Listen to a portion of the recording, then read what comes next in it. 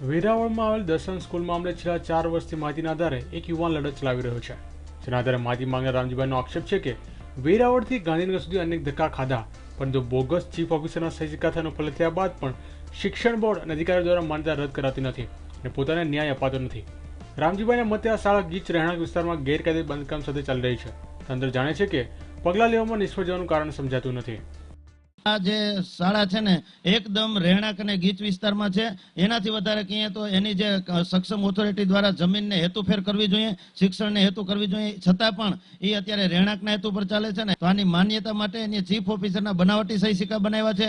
એથી વધારે જો કહીએ તો સાહેબ એની ઉપર પોલીસ કેસ થયો છે। સાહેબ તમામ નોકરશાહી પદ્ધતિથી આ તંત્ર ચાલે છે। એમાં તમામ અધિકારીઓ કહે છે કે આ માન્યતા રદ થવાને પાત્ર છે, પણ કોઈ માન્યતા રદ કરતું નથી। પત્ર વ્યવહાર કરી અને અધિકારીઓ પણ મન મનાવી છે અને એવું પણ અમને કહે છે કે અમને રાજકીય માણસોનો આમાં ઘણા બધા નડે છે।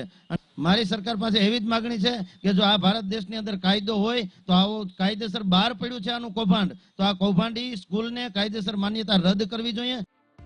દર્શન સ્કૂલના સંચાલક ભૂપેન્દ્ર વિઠલાણી શું કહે છે, આવો સાંભળીએ।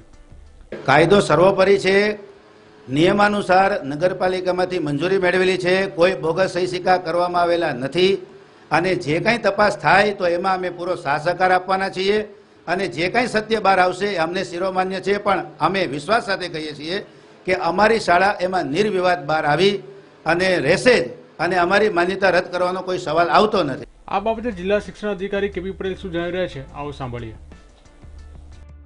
દર્શન હાઈસ્કૂલ વેરાવળમાં જે તે વખતે માન્યતા વખતે દર્શન હાઈસ્કૂલના ટ્રસ્ટી દ્વારા નગરપાલિકાના બિલ્ડિંગના બીયુ પરમિશન અને અન્ય પ્રમાણપત્રો ત્યાં રજૂ કરેલા હતા અને એ ઉપર માન્યતા લઈ ગયેલા હતા, પણ કોઈ આરટીઆઈ કાર્યકર્તાએ અરજી કરીને માહિતી માગતા અને એની વેરીફાઈ કરતા નગરપાલિકામાં તપાસ કરાવતા બધા ડોક્યુમેન્ટ ફ્રોડ જણાયેલા હતા અને નગરપાલિકાએ પણ 100 રૂપિયાના સ્ટેમ્પ પર એફિડેવિટ કરીને પણ લખીને આપેલ છે કે આ સહી અમારા નગરપાલિકાના કોઈ અધિકારીની નથી।